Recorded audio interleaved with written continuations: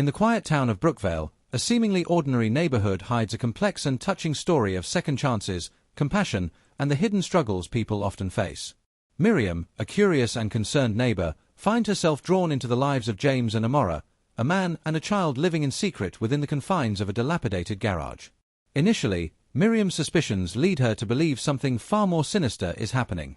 However, what she uncovers is a tale of hardship, shame, and a desperate attempt to escape the crushing weight of financial ruin.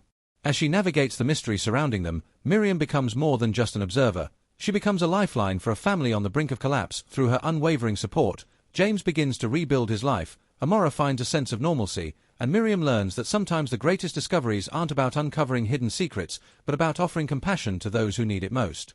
This is a story about how the human spirit can heal, find connection, and embrace new beginnings, even in the darkest of times. Miriam's curiosity.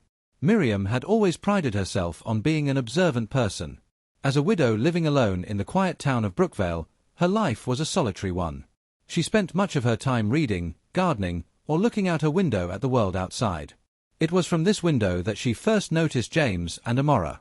They had moved into the old garage at the end of Maple Street, a structure that had long been abandoned.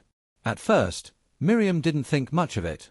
People sometimes found themselves in tough situations, but over time, something about them piqued her curiosity. She had seen James before, a man with a tired face and a sense of quiet dignity that belied his circumstances. But it was Amora that caught her attention most of all. The little girl, no older than 8, was always seen in the same worn yellow dress. Miriam couldn't help but wonder what kind of life they led. The garage wasn't fit for living, and yet James seemed to do everything he could to keep his presence in Brookvale hidden. Her suspicions grew with each passing day. The way they moved in and out of the garage, the secrecy in their actions, and the fact that no one else seemed to be aware of their presence only added to Miriam's unease. She tried to convince herself that it was none of her business. After all, people had their reasons for living the way they did.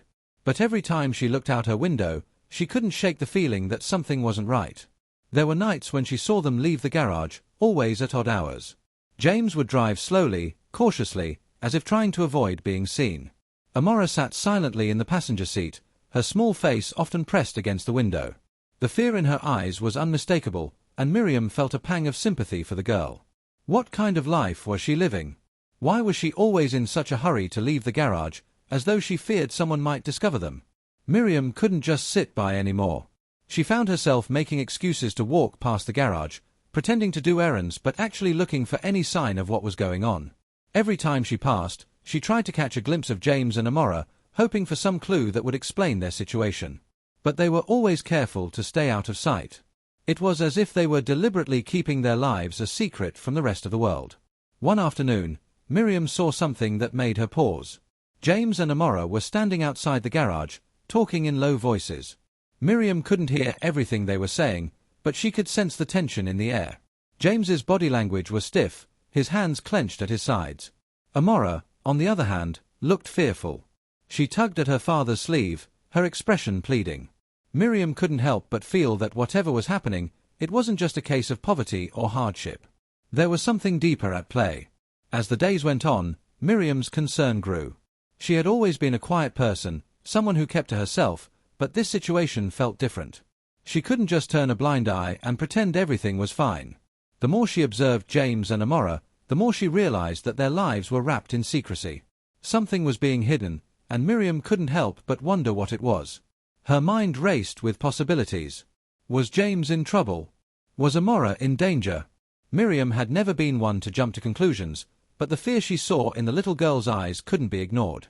It wasn't normal for a child to live in such fear. Miriam's thoughts began to spiral. Was James involved in something illegal? Was he running from the law? Or was there something more sinister at play? Despite her growing concern, Miriam didn't know what to do. She couldn't just march up to them and demand answers. But at the same time, she couldn't let them continue living in such a secretive and isolated way. The tension in the air around their garage was palpable, and Miriam could feel it even from a distance. She realized that she had to make a choice. Should she intervene and risk putting herself in harm's way? Or should she continue to watch from the sidelines, unsure of what might happen next? Miriam's curiosity had been sparked, and now it was driving her to take action. She couldn't remain a passive observer anymore. She had to find out the truth, to help James and Amora, and to uncover the mystery that had been hiding in plain sight. It was clear that whatever was happening, it wasn't just about a man and a child living in a run-down garage. There was a bigger story here, and Miriam was determined to uncover it. Miriam's decision to act. Miriam had always been a woman of routine and quiet reflection. Her days were often spent in the peaceful solitude of her home, with little to disturb her. But that sense of calm had been upended the moment she began to watch James and Amora. The more she saw, the more she felt that something had to be done. Miriam had always believed that when you see something wrong, you must act, no matter how difficult or risky the situation might be. This belief tugged at her heart as she thought about what she had witnessed, a small child, living in fear, and a man who was clearly hiding from something. The decision to intervene was not an easy one. Miriam had never been one to involve herself in the lives of others, especially when it came to matters as delicate as what she suspected was happening with James and Amora. She had spent many years as a quiet observer, preferring to keep her distance from people's troubles. But this situation was different. It wasn't just curiosity anymore, it was about the well-being of a child. Miriam couldn't, in good conscience, continue to sit idly by while they lived in isolation and fear. For several days, Miriam wrestled with her thoughts. Should she knock on the door of the garage and confront James directly? What would she say? How could she approach him without frightening him off or making things worse for Amora? Miriam's mind raced, and the uncertainty weighed heavily on her shoulders. But despite the fear of what might happen, there was a growing sense of urgency within her. She had to act before it was too late. Finally, one afternoon, Miriam made up her mind. She put on her coat, grabbed her keys, and headed out the door. The crisp air of early autumn filled her lungs as she walked toward the end of Maple Street. Her heart beat fast in her chest, not from fear, but from the anticipation of the unknown. She had no idea what she would find when she reached James and Amora's garage, but she knew she couldn't wait any longer. As she approached the old, dilapidated structure, Miriam's eyes darted around, scanning the area for any sign of movement. She could see James's car parked in front, but there was no sign of him or Amora. For a moment, Miriam hesitated, wondering if she had made a mistake. Was it too soon? Would they be angry or resentful of her intrusion? But just as she was about to turn back, the sound of footsteps reached her ears. James appeared from behind the garage, his face drawn and weary. When he saw Miriam standing there, a mixture of surprise and wariness crossed his features. Miriam's heart skipped a beat. She had not expected this moment to come so soon. But now that it had, she had no choice but to face it head-on. "Mrs. Watson," James said, his voice low and strained. "What are you doing here?" Miriam forced herself to smile, even though her nerves were getting the better of her. "I wanted to talk to you," she said, her voice steady but kind. "About Amora. And about the situation here." James's eyes flickered with something Miriam couldn't quite place, panic, perhaps, or a quiet desperation. He glanced over his shoulder, as if checking for someone, before stepping closer to her. Miriam could see the tension in his posture, the way his hands fidgeted at his sides. It was clear that he didn't want to talk, but something in Miriam's demeanor made him pause. "I don't know what you think is going on here, but you're wrong," James said, his words sharp but quiet. There was a defensiveness in his tone, as though he had been wrongly accused of something. Miriam could tell that he was holding something back, hiding something. "But what?" "I'm not accusing you of anything, James," Miriam said softly, trying to keep her voice calm. "But I've seen what's going on here. I've seen Amora. I know that she's not living the life she deserves, and I know that you're not doing this alone. I'm just trying to help." James's eyes softened for a moment as he looked at her, but then the hard edge returned. He crossed his arms over his chest, looking away. "You don't understand," he muttered, almost to himself. "You don't know the whole story." Miriam felt a pang of frustration but kept her composure. "Then tell me," she urged. "Help me understand what's going on, because I can't stand by and watch this continue. Not when there's something I can do." James hesitated for a moment, and for the briefest instant, Miriam thought he might refuse to open up. But then, with a heavy sigh, he uncrossed his arms and took a step closer. "It's not what you think," he said, his voice quieter now, almost defeated. "We're not running from the law. It's more complicated than that." Miriam's curiosity was now mixed with concern. She could hear the pain in his voice and the weight of the past that he was carrying with him. She wanted to push him further, to understand everything, but she also knew that pressing too hard might make him retreat even further. "I just want to help," she said again, her tone gentle, urging him to trust her. James looked at her for a long moment, his eyes searching hers, as if looking for some sign that she would understand. Finally, he spoke again, his voice raw with emotion. "I used to have everything," he said. "A successful business, a beautiful house, a life that anyone would envy. But then everything fell apart. Bad investments, market crashes. I lost it all." Miriam felt a flicker of sympathy for him. She had never known that James had been wealthy. He had always seemed like a quiet, reserved man, someone who kept to himself. But now she understood why he had been so guarded, so secretive. The shame he felt, the embarrassment of losing everything, must have weighed on him heavily. "But why hide here, in the garage?" Miriam asked softly. "Why not ask for help? There are people in this town who would have understood." James's face twisted with bitterness. "I couldn't," he said, his voice thick with emotion. "I couldn't bear the thought of people pitying me. I couldn't let anyone see how far I had fallen. So I took Amora, and we disappeared. We've been living like this ever since." Miriam felt a deep sadness for them. She had no idea the lengths to which James had gone to protect his pride. But now she knew the truth. They weren't just hiding from creditors or the law, they were hiding from shame, from the judgment of others. As James finished speaking, Miriam's resolve only grew stronger. She had to do something. She couldn't let them continue living in fear and isolation. It wasn't just about offering them a place to stay, it was about giving them a chance to rebuild, to find hope again. She couldn't let their story end like this. "James," Miriam said firmly, her voice full of compassion, "it's not too late. You don't have to hide anymore. Let me help you. Let us help you." James stared at her, disbelief and hope flickering in his eyes. "You do that?" he asked quietly. Miriam nodded, her gaze steady. "Of course I will. You and Amora deserve a second chance, and I'm not going to let you keep running." James opens up about his past. James stood there for a moment, his eyes darting back and forth as if unsure of how to continue. The weight of everything he had just shared seemed to settle heavily between them, and Miriam could see the battle within him. For years, he had lived in silence, carrying the burden of his mistakes and his pride.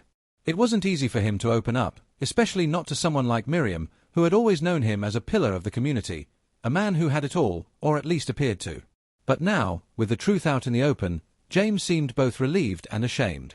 He had spent so long hiding from his past that the idea of confronting it, of speaking the truth, felt almost foreign to him. Yet, as he stood there, facing Miriam's unwavering gaze, he realized that he had nowhere else to turn. He had no more excuses, no more lies to tell. The facade he had built had crumbled, and for the first time in a long while, he could breathe again. "The thing is," James began, his voice barely above a whisper, "I had everything. I had the mansion, the cars, the business, everything anyone could want. It wasn't just about wealth, though. It was the respect, the status, the power. I was on top of the world, and I thought it would last forever." He paused, his hand gripping the car door as if it could anchor him to the present. Miriam listened intently, her heart aching for him. She had never known the full extent of his past, only the man who lived in the small garage, keeping to himself with Amora. The man she thought had something to hide, something sinister. But now she understood, it wasn't crime or scandal that had brought him to this point. It was failure. A series of unfortunate decisions that had led to the unraveling of his life. "I don't even know when it all started to go wrong," James continued, his voice distant. "The investment seemed so promising at first. I thought I knew what I was doing. But then the market crashed, and I lost everything. My business, my money, it all just vanished. And the shame of it," he trailed off, shaking his head as though trying to push the memory away. Miriam could feel the weight of his words, the years of guilt and regret that had built up inside him. It was clear that the loss of his wealth had been more than just a financial setback, it had been a blow to his very identity. James had prided himself on being successful, and without that, he had felt like nothing. In his mind, he was a failure, and that failure had followed him, haunting every step he took. "I didn't know how to face it," he continued, his voice cracking slightly. "I couldn't bear to let anyone see how badly I'd fallen. So I ran. Took Amora, took whatever money I had left, and just disappeared. I thought I could figure it out on my own, that I could rebuild. But here we are."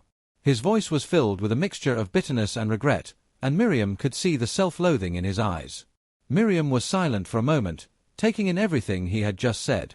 She had no idea how deep his pain ran, how much he had sacrificed to protect his daughter from the world he thought he had failed. She had assumed that James was hiding from something dangerous, something criminal, but the truth was far more heartbreaking. He wasn't running from the law, he was running from himself. "James," Miriam said softly, her voice full of understanding. "I had no idea. I thought you were hiding from something else, but I see now that you've been carrying this burden alone. For so long." James looked at her, his face tight with emotion. "I couldn't let anyone know. I couldn't let anyone see me like this. I was ashamed. I thought I was too far gone, too broken to fix. I didn't think anyone could help me, especially not someone like you." Miriam shook her head, her expression kind but firm. "No one is too far gone, James. No one is beyond help. We all make mistakes, and sometimes life throws things at us that we don't know how to handle. But that doesn't mean we have to carry the weight alone. You've got people who care about you. You just have to let them in." James's eyes softened as he looked at her, a mixture of gratitude and doubt in his gaze. "But how do I even begin to fix this? How do I make it right?" Miriam gave him a reassuring smile. "One step at a time. The first step is admitting that you need help. And you've already done that. The rest will come. You don't have to do this alone." James nodded, though the uncertainty still lingered in his eyes. Miriam could see the internal struggle within him, the fear of failure, the fear of asking for help, and the fear of not being able to live up to the expectations he had once set for himself. But beneath all that, she could also see something else: hope. It was faint, but it was there. The possibility of a new beginning, of redemption. "I don't know what to say," James murmured, his voice thick with emotion. "I've never been good at asking for help. I've always been the one doing the helping. But you've given me a chance. A chance I didn't think I'd ever have again." Miriam placed a hand on his shoulder, offering him the comfort she knew he needed. "You don't have to thank me, James. I'm just offering you the same kindness you've shown to others. No one is perfect. But we can all start fresh, if we choose to. And I'm here for you, both you and Amora." There was a long pause as James took in her words, the weight of them sinking in.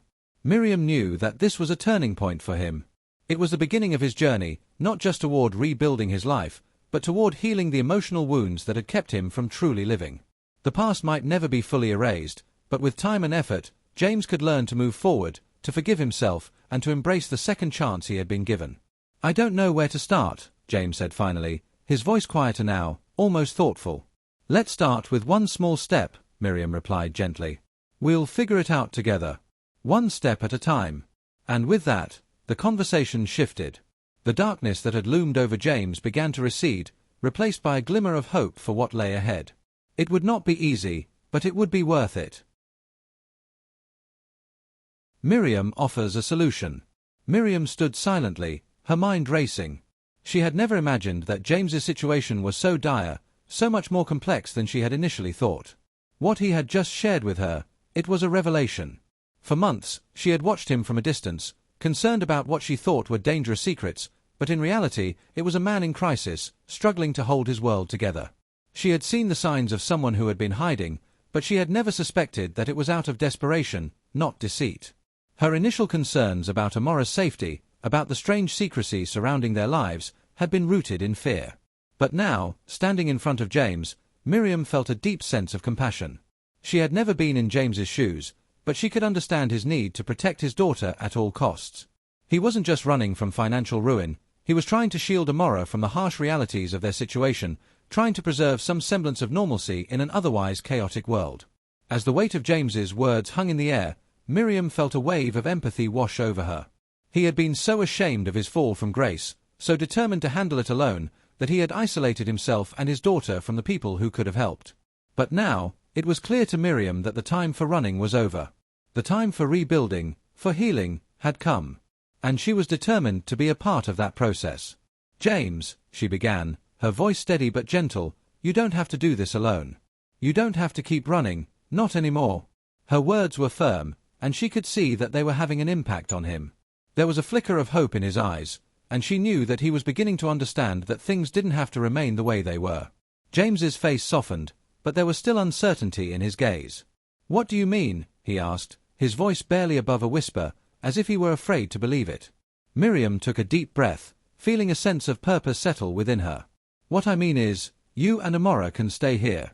With me. You don't have to live like this anymore.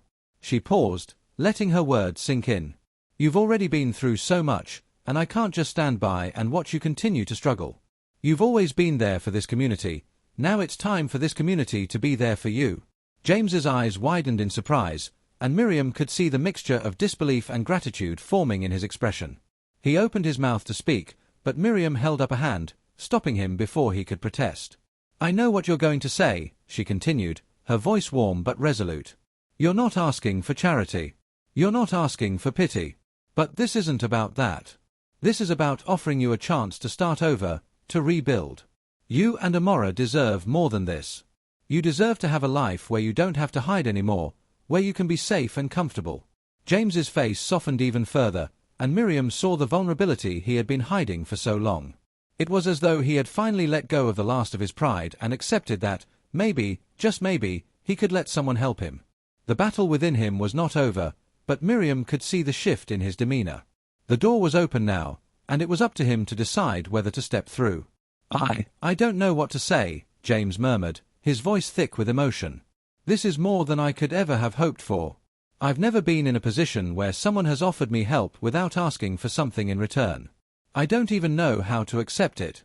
Miriam gave him a soft smile. You don't have to say anything. Just know that I'm offering this because I care. Not because I expect anything in return, but because it's the right thing to do. She paused before adding, I know it's a lot to ask, but I think it's the right time for both of you to take this step. Let's start fresh. James swallowed hard, looking down at the ground for a moment as if processing the enormity of her offer. The thought of staying with Miriam, of accepting help, seemed both foreign and comforting at the same time.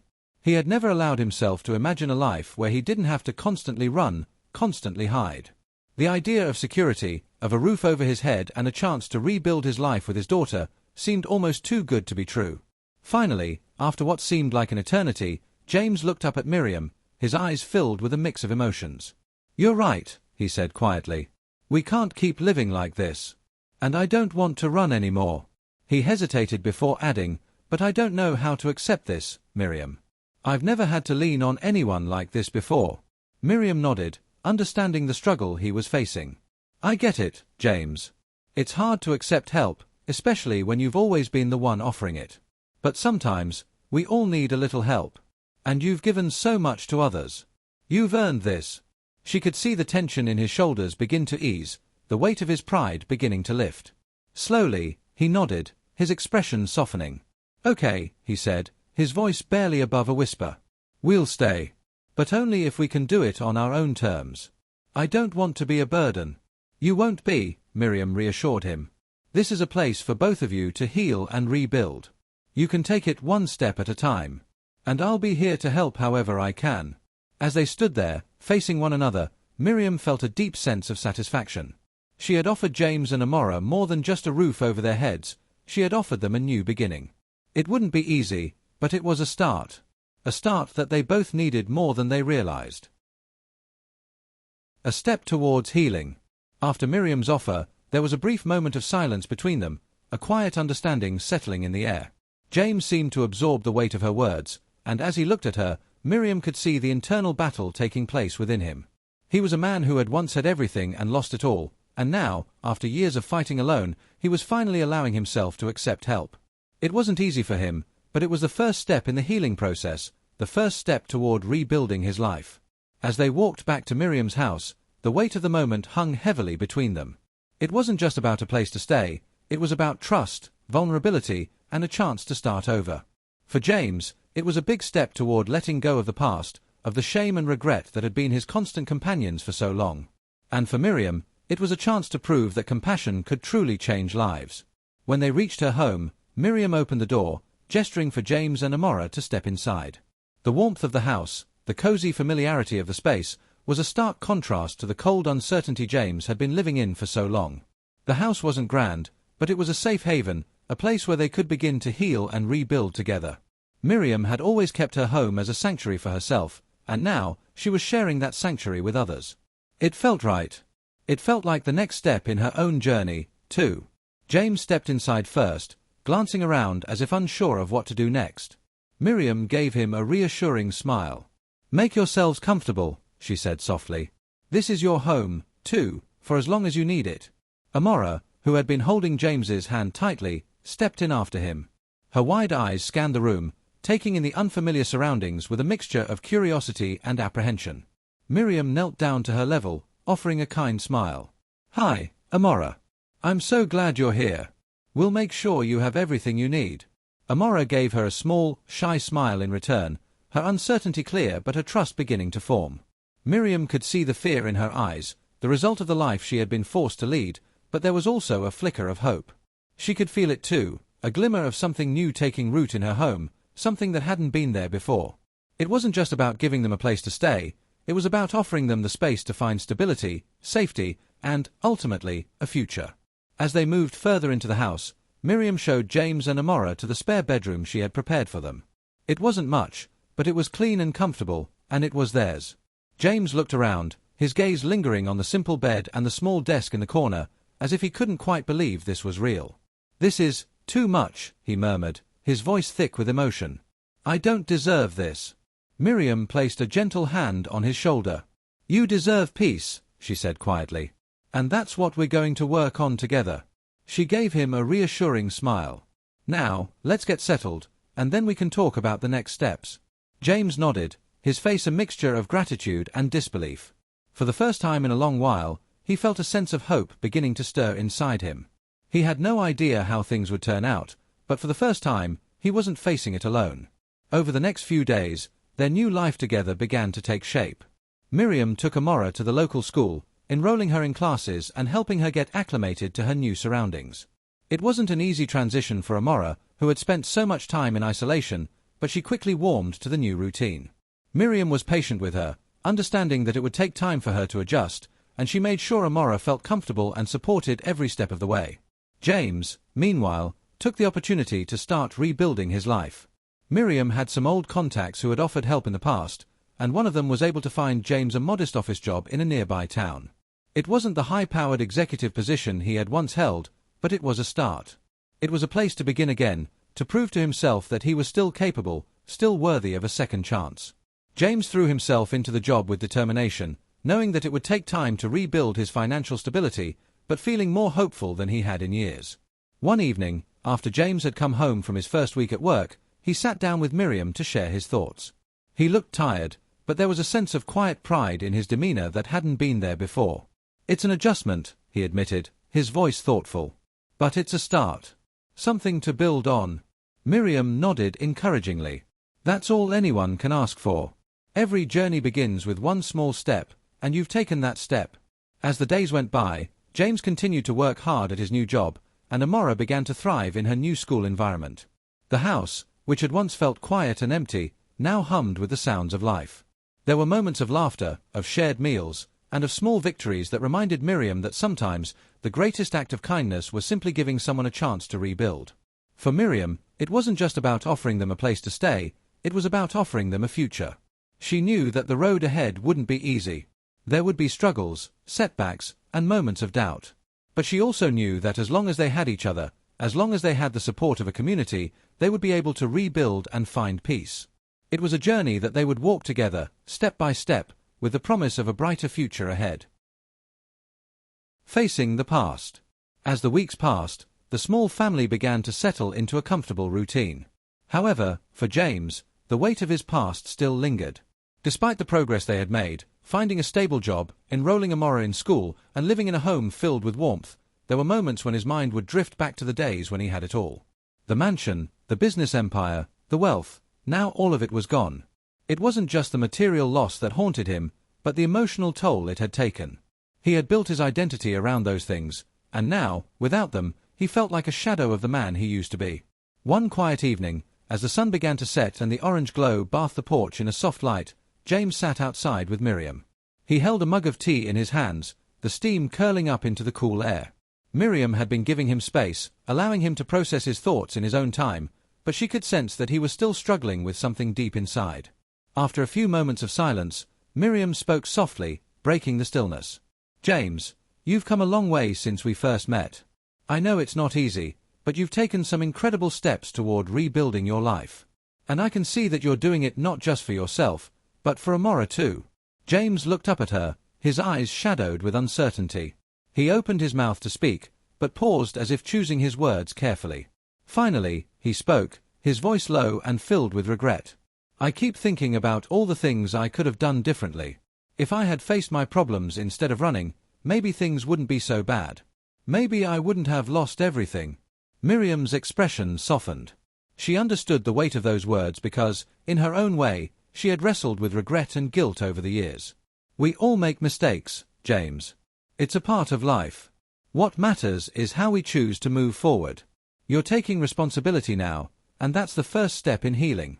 James sighed, his fingers tracing the rim of his mug absent-mindedly. "I don't know if I'll ever be able to fully forgive myself.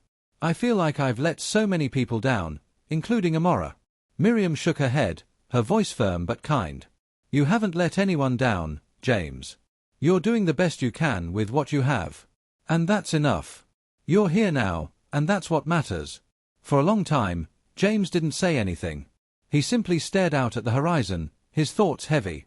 Miriam let the silence stretch between them, understanding that sometimes the best thing she could do was simply be present. She could offer him support, but ultimately, the journey of healing was something James had to walk on his own. Finally, James spoke again, his voice quieter this time, almost to himself. "I keep thinking about the way I ran from my past. I thought I could outrun it, that if I just kept moving, I could leave everything behind.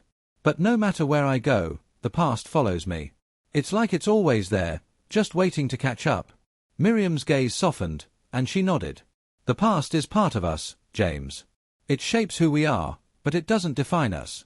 You can't change what happened, but you can choose how you respond to it. You can choose to build a better future, one step at a time." James turned to her then, his expression one of quiet gratitude. "I don't know how to thank you, Miriam.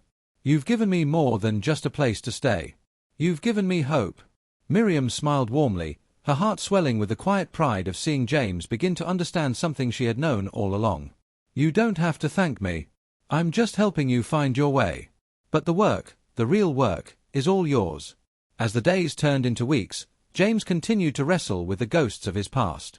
There were moments when the shame threatened to overwhelm him, when he felt like he was unworthy of the second chance he had been given.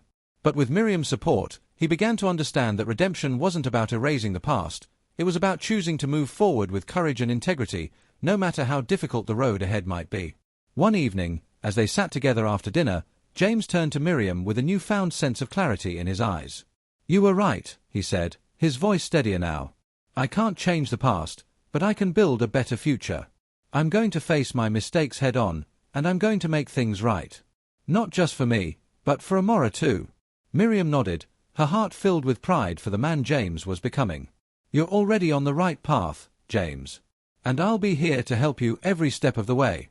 The weight of the past was still there, but it no longer held the same power over James. He had learned that true healing wasn't about forgetting or running away, it was about accepting the past, facing it, and moving forward with the strength to create something better. And with Miriam by his side, he felt more certain than ever that he could do just that.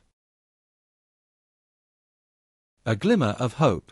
As the weeks went by, James began to find a new sense of purpose.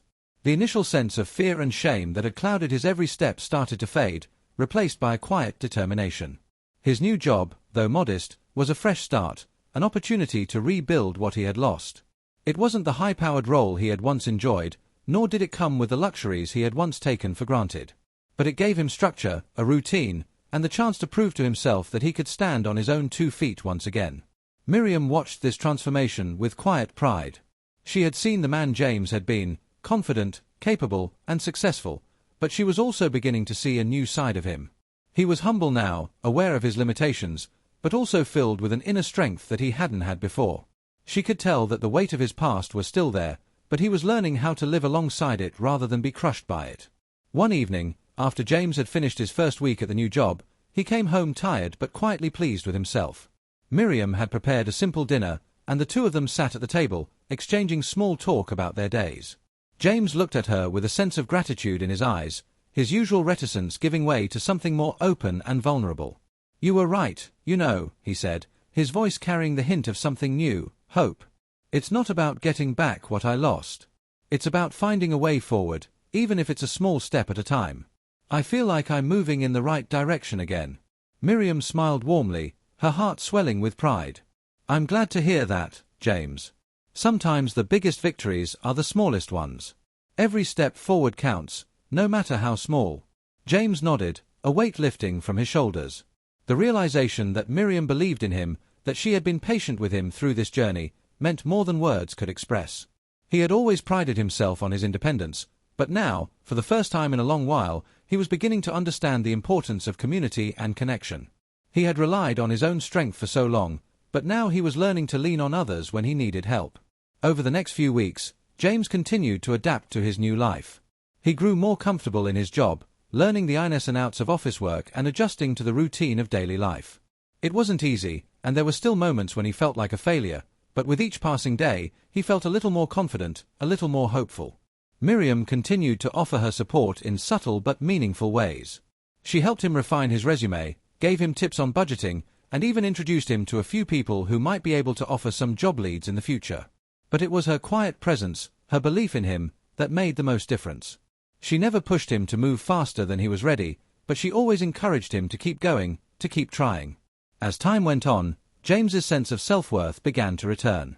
He was still dealing with the fallout of his past, his debts, the creditors, the shame, but he was facing those challenges with a newfound resolve. He was no longer running from his problems. He was confronting them head-on, determined to rebuild not just his life, but also his sense of who he was.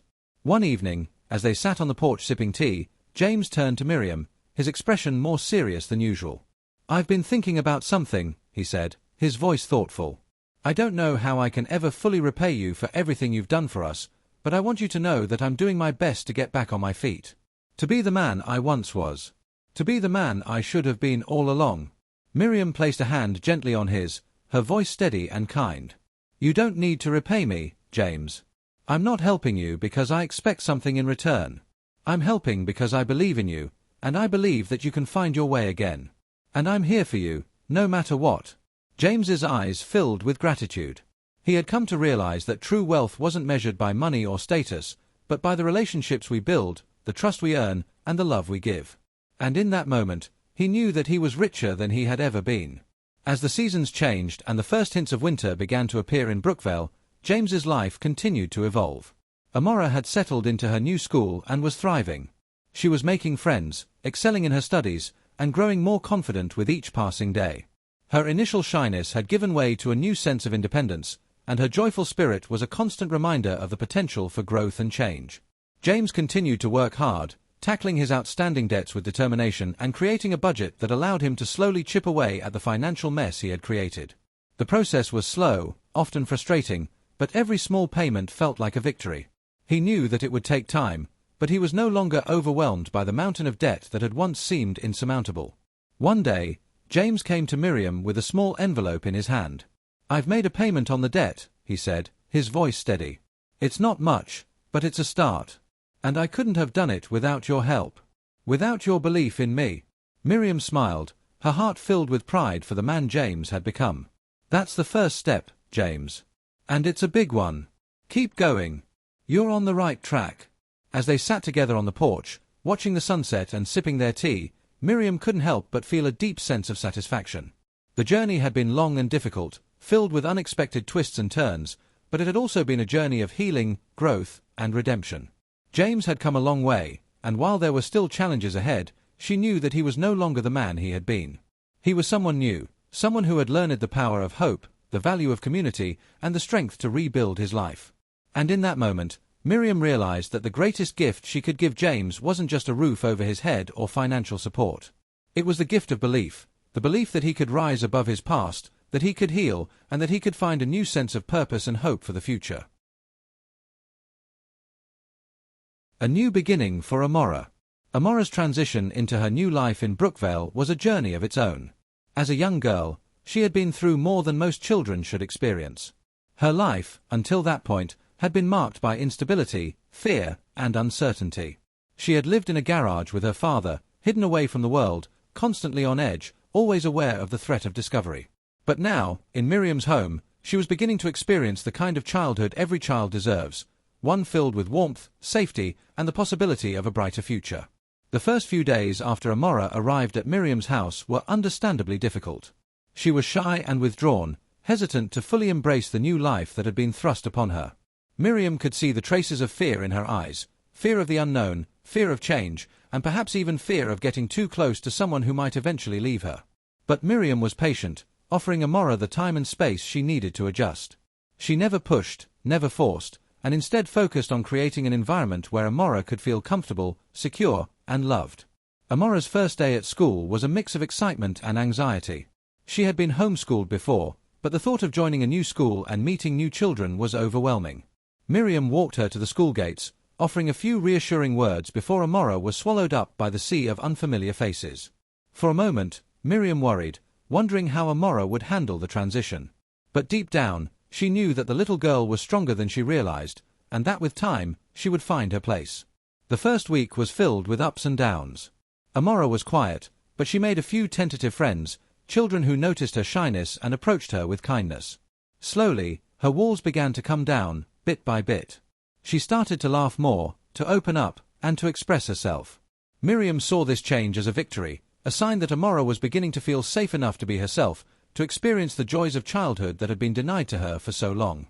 Miriam made a point of spending time with Amora each day, whether it was helping her with schoolwork, playing games, or simply talking about her day. Over dinner, Amora would share small stories about her new friends, her teachers, and the things she had learned. These conversations, though simple, were a huge step forward. They marked the beginning of a new chapter for Amora, one where she was no longer defined by her past, but by the promise of a brighter future. One evening, as they sat together in the living room, Amora looked up from her book and met Miriam's gaze. For the first time, Miriam saw a glimpse of the confident, happy child Amora could become. "Thank you," Amora said softly, her voice barely above a whisper. "For everything. For letting me stay here. For helping me." Miriam smiled, her heart swelling with emotion. "You don't have to thank me, Amora," she said gently. "You're part of this family now, and that's what family does, we help each other. And I'm so proud of how far you've come already." Amora's smile was small, but it was enough. It was a smile that spoke of trust, of healing, and of hope for the future. Miriam knew that this was just the beginning for Amora, that there were still many challenges ahead, but the girl before her was no longer the frightened, withdrawn child who had first entered her home. She was blossoming into someone new, someone who was learning to trust, to open her heart, and to believe that happiness was not only possible, but within her reach. As the weeks turned into months, Amora continued to thrive. She became more confident in her studies and made more friends at school. The other children had grown to love her, drawn to her quiet intelligence and gentle spirit. She no longer seemed like an outsider in the world, but a part of it, her world expanding with each new friendship and each new experience. Miriam could see the difference in her every day. The girl who had once been afraid to speak, who had withdrawn from the world, was now someone who could laugh and play, someone who had hope for the future. Miriam continued to support Amora in every way she could. She helped her with her homework, offered advice when needed, and always listened when Amora wanted to talk. But she also allowed Amora the space to make her own decisions, to express herself, and to develop her own sense of identity. The relationship they had built was one of mutual respect and understanding, a bond that had grown stronger with each passing day. Amora's progress was a testament to the resilience of the human spirit. Despite the hardships she had faced, she was learning to heal.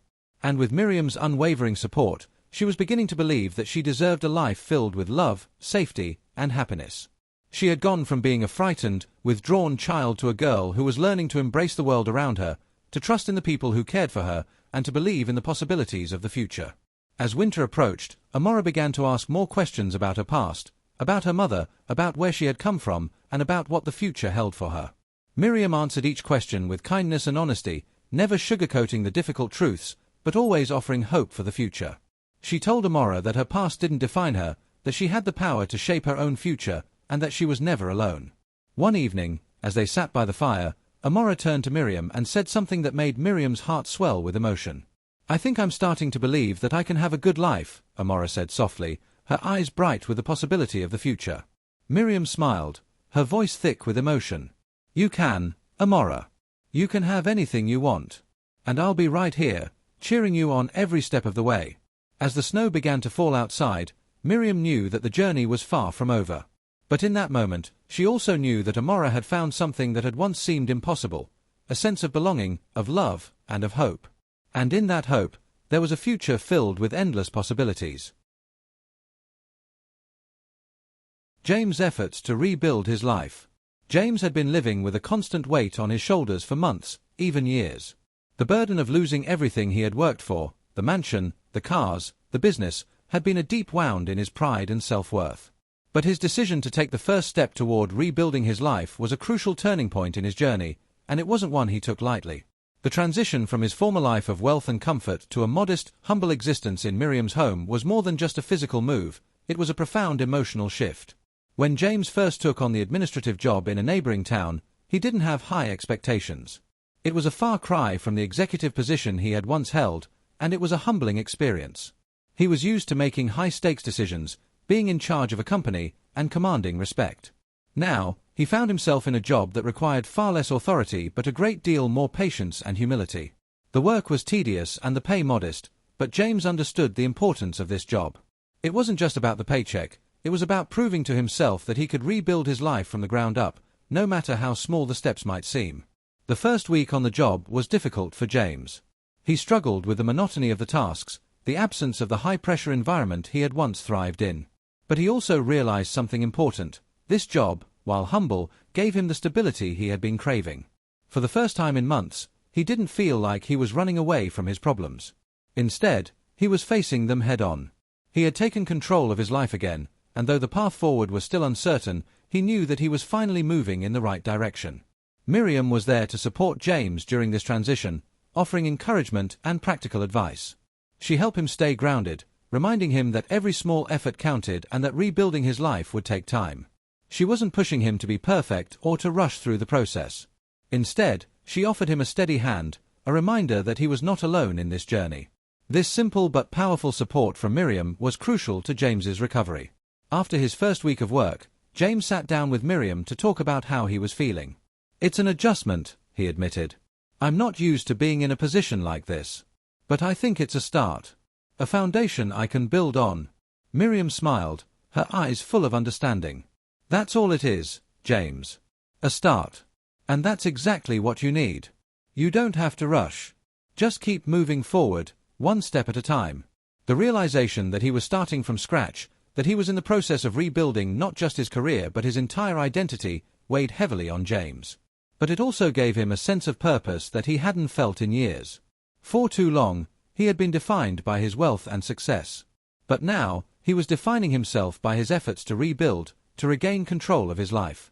This shift in mindset, while difficult, was liberating in its own way. James's sense of pride remained intact, albeit in a different form. The desire to contribute, to provide for those he loved, was a driving force behind his commitment to his job and his determination to repay Miriam for her kindness. He had always been a man of principle, and while his circumstances had changed, his core values remained unchanged. His efforts to regain his self-respect were about more than just financial stability. It was about proving to himself that he was still worthy, that he could still make a difference in the world, even if it was on a smaller scale than before. As the weeks passed, James began to show signs of growth. He was more confident in his work, more engaged with the tasks at hand, and more willing to take on responsibility. He wasn't just going through the motions anymore, he was actively trying to improve his situation. He was looking for opportunities to grow, to take on more challenges, and to move beyond the limitations of his current job. Miriam watched these changes with quiet pride. She had seen James at his lowest, when he had been consumed by shame and fear. But now, she was seeing him slowly emerge from the shadows of his past. He was taking ownership of his life again, one small decision at a time. Miriam knew that the road ahead wouldn't always be easy, but she also knew that James was on the right track. He was no longer running from his problems. He was facing them, working through them, and learning to thrive despite them. One of the most significant moments in James's recovery came when he received his first paycheck from the new job. It wasn't a large amount, but to James, it represented something much more valuable than money. It was a symbol of his efforts, his resilience, and his commitment to rebuilding his life. It was a tangible reminder that he could start over, no matter how far he had fallen. When James handed Miriam the paycheck, insisting on contributing to the household expenses, Miriam at first refused. She didn't want him to feel obligated to pay her back. But James was adamant. "Please, Miriam," he said, his voice sincere. "It's not just about the money. It's about regaining my self-respect. About taking responsibility again. This is something I need to do." Miriam understood. She saw the determination in his eyes, and she knew how important it was for James to feel that sense of control, to feel like he was contributing to the household in a meaningful way. So, she agreed to accept a small amount for rent, knowing that this was a crucial step in James's healing process. As the months went by, James continued to work hard, to save money, and to pay down his debts. The process was slow, but it was steady. James faced setbacks and challenges along the way, but he didn't give up. He knew that rebuilding his life was a marathon, not a sprint. But with Miriam's support, with his determination, and with the new sense of purpose he had found, he was confident that he could overcome anything that came his way. James had learned an important lesson during his journey, that success isn't just about wealth or status. It's about resilience, about facing your problems head-on, and about the relationships you build along the way. With Miriam's unwavering support and Amora's presence, James was slowly but surely rebuilding his life, not just the material aspects, but the emotional and psychological ones as well. The path forward remained uncertain, but James knew that he was no longer walking it alone. He had a family, a community, and a renewed sense of hope. And that, he realized, was the greatest form of success of all. Amora's transformation and new beginnings. Amora had been through so much in her young life.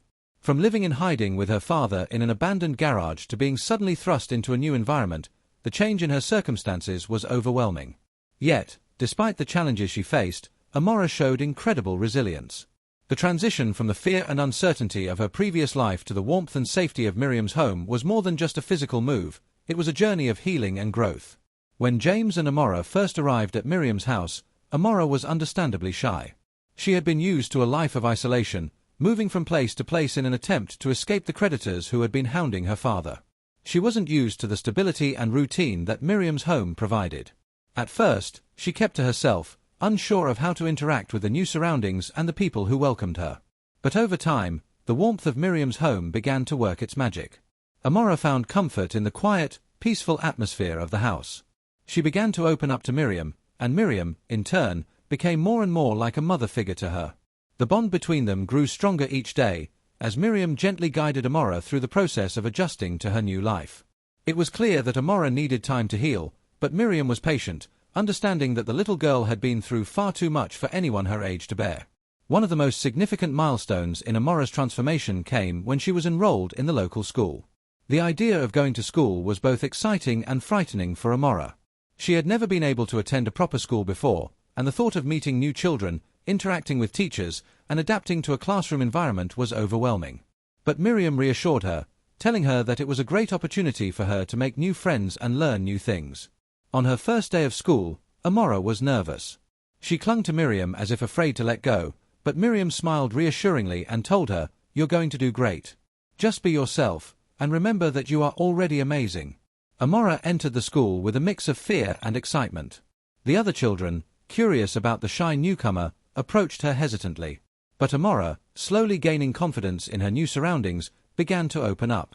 She was bright and curious, and it didn't take long for her classmates to warm up to her. They noticed her sweet nature and her willingness to learn. It was the beginning of a new chapter in her life, one that was filled with possibilities. As Amora settled into her school routine, her transformation became even more apparent. She began to smile more, her once fearful eyes starting to sparkle with excitement and curiosity. She was no longer the quiet, withdrawn girl who had once hid in the shadows. She was now a confident and eager student, ready to embrace the world around her. Amora's new life was not without its challenges, of course. There were still moments when she missed the safety and security of the life she had known with her father, even if it was fraught with uncertainty. But those moments became fewer and fewer as she found new joys in her life. She loved reading, especially books that took her on exciting adventures. She loved drawing, spending hours creating vibrant pictures of the world around her. She loved the feeling of belonging, of having a place where she was accepted and loved. One of the most touching moments for Miriam came when she found Amora sitting at the kitchen table one evening, drawing a picture of her and James together. The picture was simple but filled with emotion. Amora had drawn herself with a wide smile, sitting beside her father, who had his arm around her protectively. In the background, there was a little house, surrounded by trees and flowers. Miriam couldn't help but smile when she saw the drawing. It was a sign of the healing that was taking place within Amora. She was no longer the frightened little girl who had been constantly on the run. She was becoming someone who believed in the possibility of happiness, of stability, and of a future filled with love and opportunities. The bond between Amora and James also strengthened during this time. James had always been a loving and devoted father, but his past had made it difficult for him to fully connect with his daughter. The shame and guilt he had carried for so long had created a wall between them, one that was hard to break down. But with the support of Miriam, James began to find the strength to be the father Amora needed him to be. Amora's new sense of security allowed her to flourish in ways that were previously unimaginable. She became more independent, more willing to take on new challenges. Her teachers noticed the positive changes in her behavior, and soon, she was participating in class activities, asking questions, and forming lasting friendships with her classmates. The shy, withdrawn girl who had once kept to herself was now a lively, enthusiastic student who looked forward to each new day. Miriam, watching Amora's transformation, couldn't help but feel a deep sense of pride. She had seen the darkness that had once surrounded Amora's life, and now she was witnessing the light that was slowly returning to the little girl's eyes. It was a reminder of the incredible power of love, compassion, and patience, the same qualities that had helped James begin his own journey of healing and recovery. As Amora continued to grow, she became more and more of a central part of the household. Her laughter filled the rooms of Miriam's home, her curiosity about the world blossomed, and her sense of safety and belonging grew stronger each day. It was a joy for Miriam to watch Amora's development, knowing that she had played a part in helping this little girl find her way to a brighter future. Amora's transformation was not just about academic success or social acceptance, it was about healing from the trauma of her past. It was about finding her voice, her confidence, and her place in the world. And, most importantly, it was about the love and security she had found with her father, James, and with Miriam. In the warmth of their home, Amora had found a new family, one that would support her through every step of her journey.